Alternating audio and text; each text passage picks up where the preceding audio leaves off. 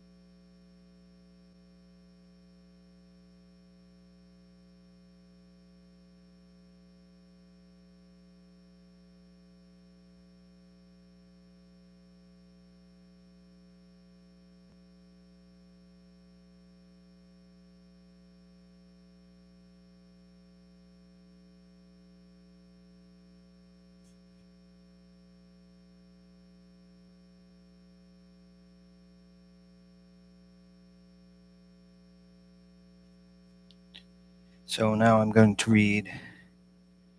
All this happened to King Nebuchadnezzar 12 months later, as the king was walking on the roof of the royal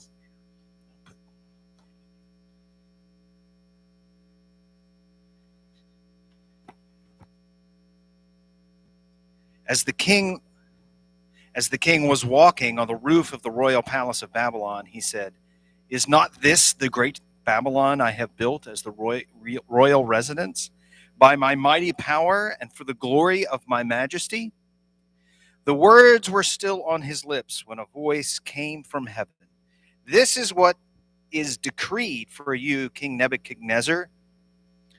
Your royal authority has been driven away from you. You will be driven away from people and will live with the wild animals.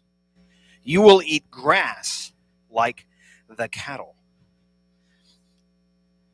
7 times will pass by for you until you acknowledge that the Most High is sovereign over the kingdoms of men and gives them to anyone he wishes."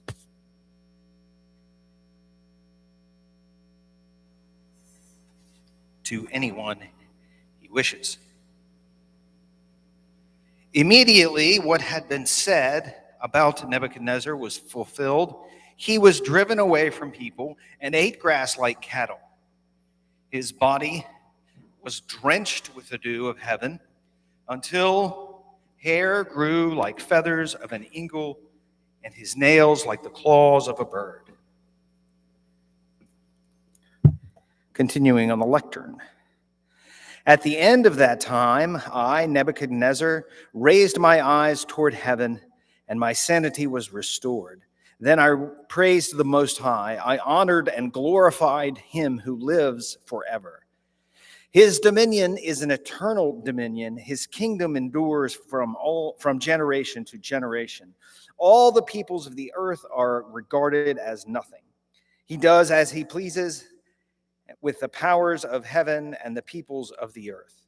No one can hold back his hand or say to him, "What have you done?"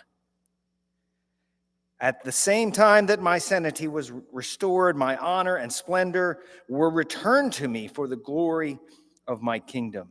My advisors and nobles sought me out, and I was restored to my throne, and I became even greater than before. Now I, Nebuchadnezzar, praise and exalt and glorify the King of heaven, because everything he does is right, and all his ways are just. And those who walk in pride, he is able to humble.